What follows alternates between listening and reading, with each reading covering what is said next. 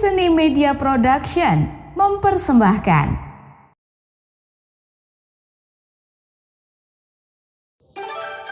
Vihara Avalokitesvara.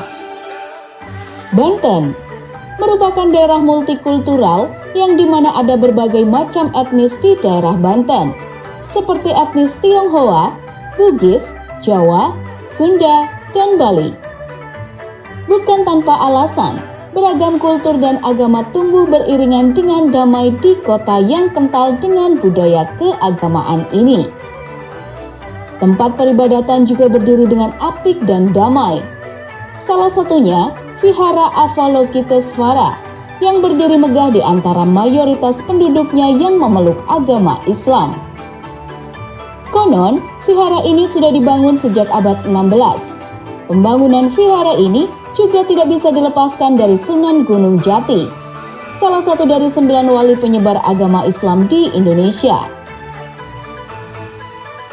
Inilah Vihara Avalokitesvara yang terletak 15 km arah utara kota Serang, Banten.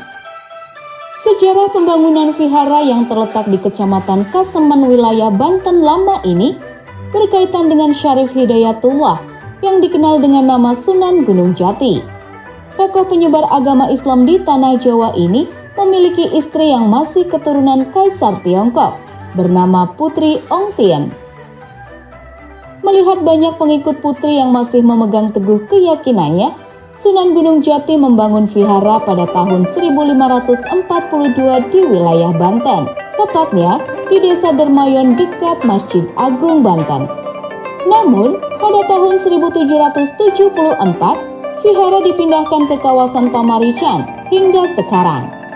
Versi lain menyebutkan, vihara ini dibangun pada tahun 1652, yaitu pada masa emas Kerajaan Banten saat dipimpin oleh Sultan Ageng Tirtayasa.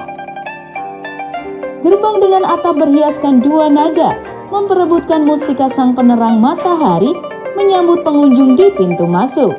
Sebelum pengunjung masuk lebih ke dalam vihara yang memiliki nama lain Kelenteng Tridharma ini. Sebutan Kelenteng Tridharma diberikan karena vihara ini melayani 3 kepercayaan umat sekaligus, yaitu Konghucu, Taoisme, dan Buddha. Walaupun diperuntukkan bagi 3 umat kepercayaan, namun bagi wisatawan yang beragama lain sangat diperbolehkan untuk berkunjung dan melihat bangunan yang saat ini termasuk dalam cagar budaya di Provinsi Banten ini.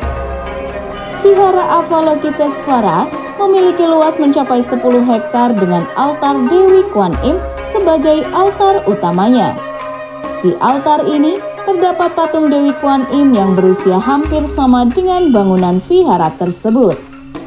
Selain itu, di sisi samping kanan dan kiri terdapat patung dewa-dewa yang berjumlah 16 dan tiang batu yang berukir naga.